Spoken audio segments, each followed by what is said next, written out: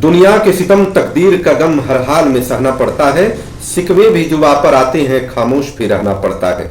मंजिल पे पहुंच के रुक जाना, मजबूर किसी का हो जाना, इस बिगड़े हुए अफसाने को तकदीर ही कहना पड़ता है। जय हिंद साथियों, मैं आपका साथी रघुवंश।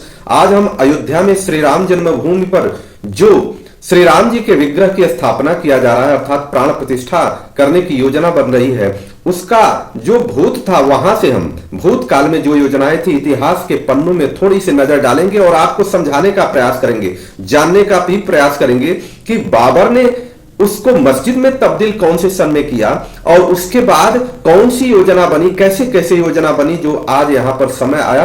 हम सभी लोग 60 में बहुत छोटे वीडियो में हम इसको जान पाएंगे। इसको अधिक से अधिक लोगों तक पहुंचाने का प्रयास करिए, समझाने का प्रयास करिए।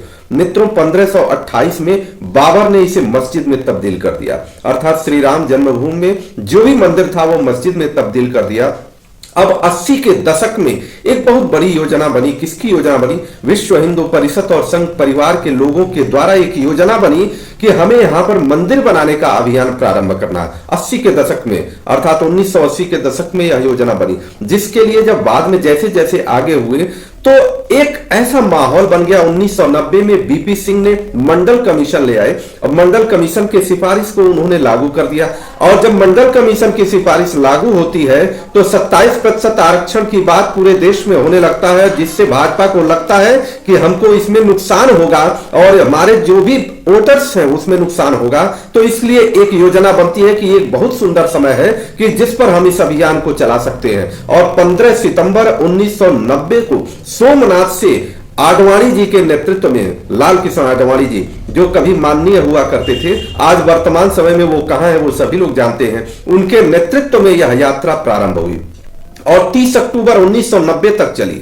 उस यात्रा का जो प्रत्येक दिन का रूटीन था, उस रूटीन की स्थिति यह थी कि वह 300 किलोमीटर लगभग यात्रा प्रतिदिन करते थे और लगभग 6 सभाएं तो वो करते ही थे।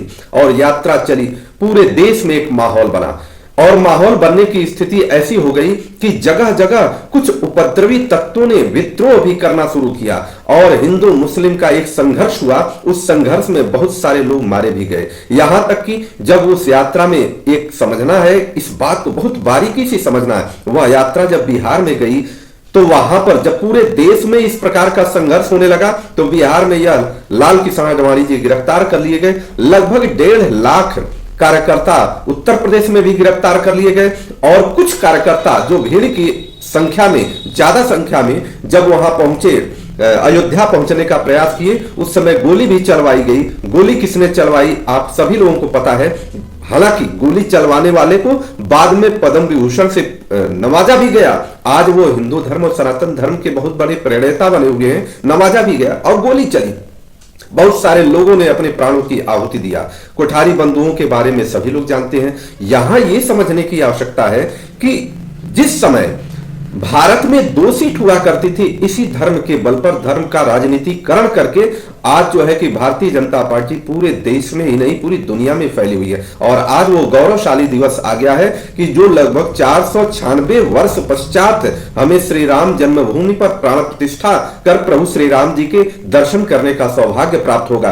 परंतु ये भी समझने की बात है, जिन्होंने अपना पूर्ण बलिदान किया वो कहां है? लाल कृष्ण आडवाणी कहां है इस समय? जो रथ यात्रा के नायक के रूप में थे वो कहां हैं? आज क्या उनके पास इतना समृद्धि नहीं है या आध्यात्मिक समृद्धि नहीं है जो इस यात्रा में या इस प्राण प्रतिष्ठा में आ सके? तबीयत खराब होती है, हो सकती है, सबकी खराब हो सकती है, परंतु दुर्भाग्य यह है कि बहाना कुछ और है, काम कुछ और है। आप इस तरह से श्री राम जन्मभूमि पर जो स्थापना हुई है, अयोध्या इस समय विश्व स्तरीय स्थल बन चुकी है। दुनिया के कोने कोने से लोग वहां पर आ रहे हैं और 22 जनवरी के बाद और भी लोग आएंगे। हमारे लिए बड़े गौरव का बात है, परंतु यह भी ध्यान देने की बात है, हमको इस बात को ध्यान देना है कि कहीं गौरवशाली क्षण में हम सनातन धर्म की जो मूल धारणा है, सनातन धर्म की जो मूल संस्कृति है, उस संस्कृति को कहीं नुकसान ना पहुंचाएं। इसलिए हम सभी लोगों को इस बात को याद रखना पड़ेगा। उन सभी लोगों को भी याद रखना है जो इसके आगे अगुवा बन